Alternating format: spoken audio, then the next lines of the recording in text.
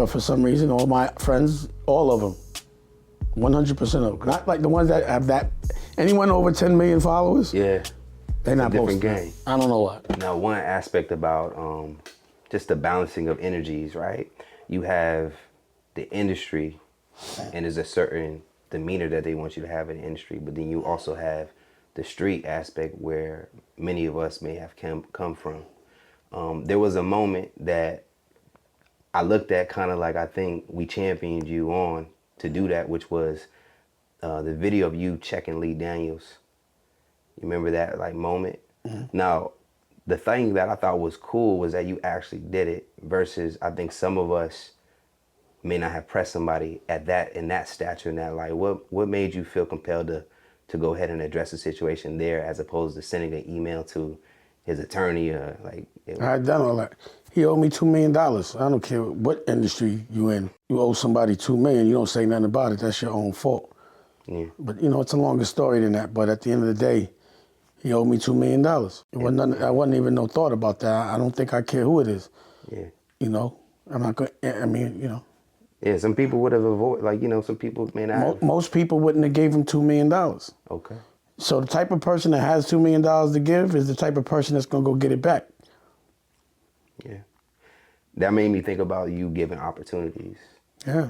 And one of the bigger opportunities, you know, we're a comedy platform.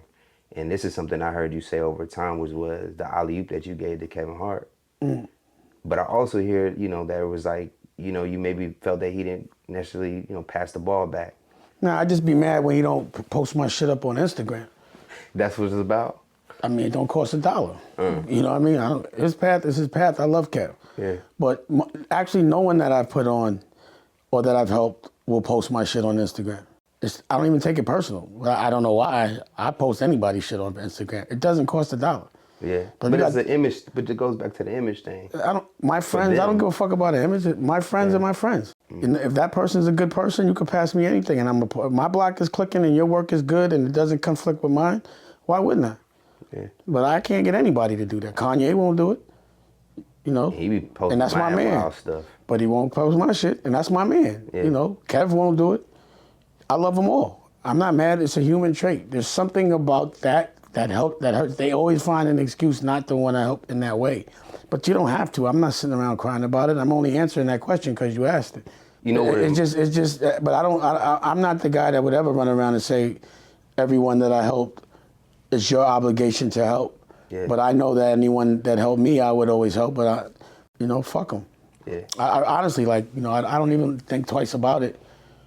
Yeah, but I think being in your position, it's probably more so an act of service. You know, the gyms that you give to well, that's because I want to. Yeah. So that as well. But again, like any one of my friends, if they need me to post up, I will.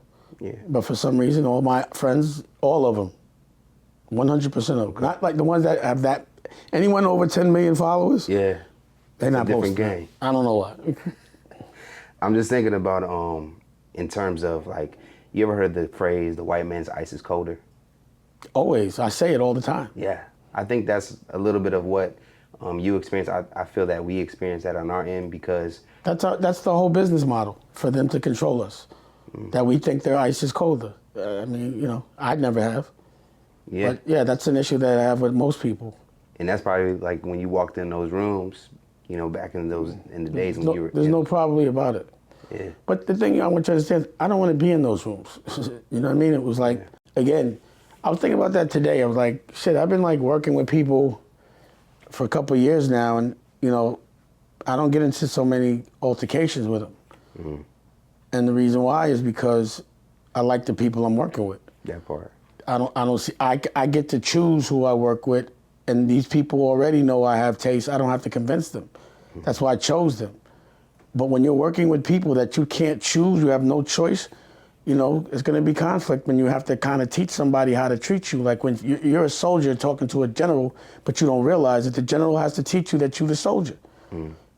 There's no way a soldier's going to show me how to fight a war that has nothing to do with them, that they didn't put $1 up on. Yeah. And you're not going to act like you fought for this and you didn't. Yeah. And that's what a lot of people were doing in those environments. It's just an environment I don't see the value in it. It's a waste of time for the wars that I want to win. What I'm looking for is way bigger and it takes longer. So everybody got there, they cool. If they got there, they're there. I'll meet you there, but I'll go there, get there my way. You're a big advocate of calling out culture vultures, unless, well, in the past, I haven't heard as much of that conversation. It might be an old convo. What about black culture vultures? Yeah, what about them? They suck. Yeah, would you consider like a DJ Academics as a black culture vulture? You starting trouble now. Next question. Okay. Now you're looking for clickbait. Okay.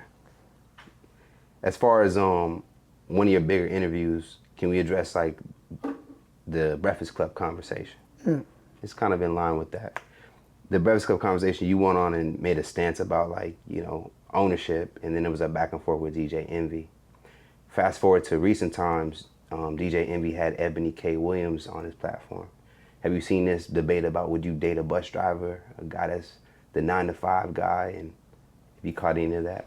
I think I missed that one. Well, the debate was that she said that she would not, and she's a host of a show, and pretty much status wise, and she told Ayanna Van Zandt that she wouldn't date a bus driver. When it comes to the everyday man, do you think a man has to have status in order to be able to provide for a woman? What is your definition of a man?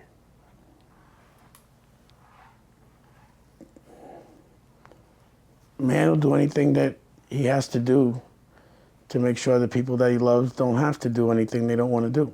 A man's job is to take care of his family first and not make his family work or worry. And a man's job is not to be taken care of by a woman.